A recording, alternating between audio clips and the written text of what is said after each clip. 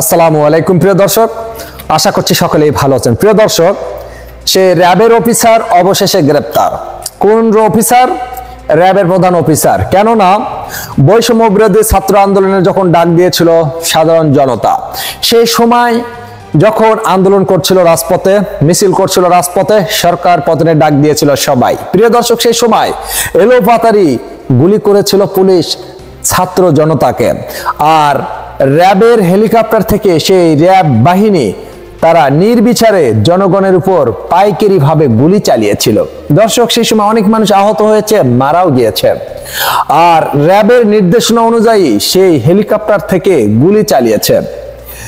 জনগণের ট্যাক্সের টাকা বেতন দেওয়া হয় পুলিশকে, র্যাবকে, সেনাবাহিনীকে। আর সেই র্যাব বিমান থেকে, হেলিকপ্টার থেকে নির্বিচারে সেদিন গুলি ছড়িয়েছে। অনেক মানুষের বুক ঝাঁঝরা করে দিয়েছে, কারো মাথায় গুলি করেছে, কারো বুকে গুলি করেছে। অবশেষে সেই র্যাব অফিসারকে গ্রেপ্তার করা হয়েছে, রিমান্ডে নেওয়া হবে এবং তার সাজা হবে। কেননা উপর থেকে নির্দেশ এলো আর তারা এলোপাতাড়ি গুলি করলো, এটা তো আইন বা দেশের আইন মেনে নেবে না। তা দর্শক, আইনের হাত থেকে কেউ রেহাই পাবে না। বৈষম্য বিরোধী ছাত্র আন্দোলনের সময় সারা বাংলাদেশের জনগণ, ছাত্ররা তারা সাড়া দিয়েছিল, এই আন্দোলনে সবাই নেমেছিল, সবাই সরকার পতনের ডাক দিয়েছিল। কারণ 15.5 বছর যেভাবে দেশটা শাসন করা হতো বা শাসন করতো, এভাবে যদি চলতে থাকে দেশের অনেক মানুষই না খেয়ে মরবে আর দেশে অনেকটাই 12টা বাজিয়ে দেবে। তাই সেই সরকারকে ভারত পাঠিয়ে দিয়েছে দেশের জনগণ এবং সেনা প্রধান।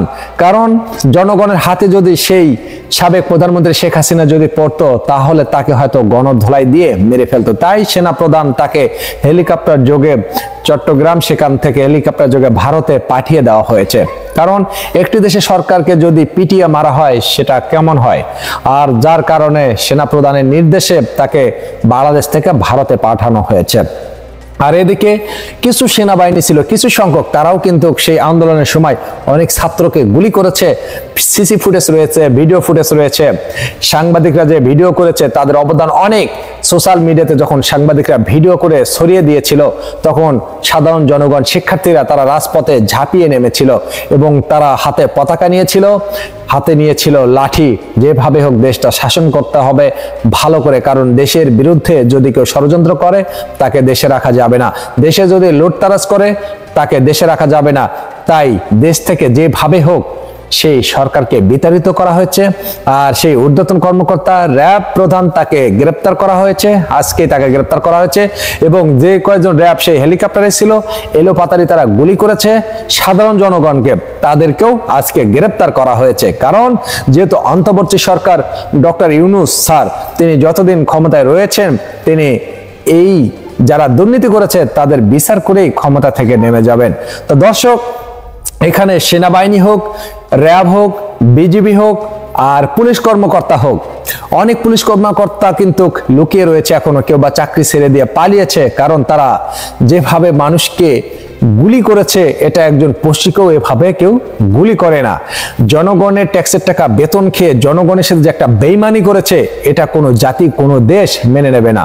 তা দর্শক, এখন শুধু র্যাবের প্রধান নয়, সেই হেলিকপ্টারে যে কয়েকজন ছিল সবাইকে গ্রেপ্তার করা হয়েছে, তাদের সাজা দেওয়া হবে, তাদের এই বাংলার মাটিতেই বিচার করা হবে। আর কোনো র্যাব বাহিনী বা কোনো সেনাবাহিনী বা কোনো পুলিশ বাহিনী জনগণের বেতন খেয়ে জনগণের সাথে যাতে বেইমানি না করে, দেশের সাথে যাতে বেইমানি না করে। কারণ যাদেরকে ভোট দিয়ে সরকার বানানো হয়, তারা যদি দেশের বিরুদ্ধে ষড়যন্ত্র করে বা জনগণের বিরুদ্ধে ষড়যন্ত্র করে, তাহলে সেই সরকারের দেশে প্রয়োজন নেই। অবশেষে দেশে বাক স্বাধীনতা থাকতে হবে, মানুষের বাক স্বাধীনতা থাকতে হবে, দেশের কোনো চাঁদাবাজি চলবে না, কোনো নেতা অর্থাৎ যেসব নেতার গুণ রয়েছে তারা থাকবে, আর যেসব নেতা রয়েছে নিজের পেট ভরাবে, সেসব নেতার কোনো দরকার নেই। আমি মনে করি যেসব ঊর্ধ্বতন কর্মকর্তা পুলিশ রয়েছে, ভিডিও ফুটেজ দেখে, সিসি ফুটেজ দেখে তাদেরকে শনাক্ত করে বাংলাদেশের আইনে তাদের বিচার করা হোক, তারা যেন দেশ থেকে কখনো পালিয়ে যেতে না পারে। দেশের জনগণকে, দেশের ছাত্রকে যেভাবে তারা পঙ্গু করেছে, তাদের সংসারের দায়ভার এখন কে নেবে? অনেক সংসার ভেঙ্গে চলে গিয়েছে, কারণ একজন কর্মকর্তা সংসারে যারা ইনকাম করে সেই ব্যক্তিকে যদি এভাবে গুলি করে বা পঙ্গু করে দেওয়া হয় তাহলে সেই সংসারের অবস্থা কি হবে? তা দর্শক, আপনাদের মতামত অবশ্যই কমেন্ট বক্সে লিখে জানাবেন। আবারও দেখা হবে নতুন কোনো ভিডিওতে। ভালো থাকবেন।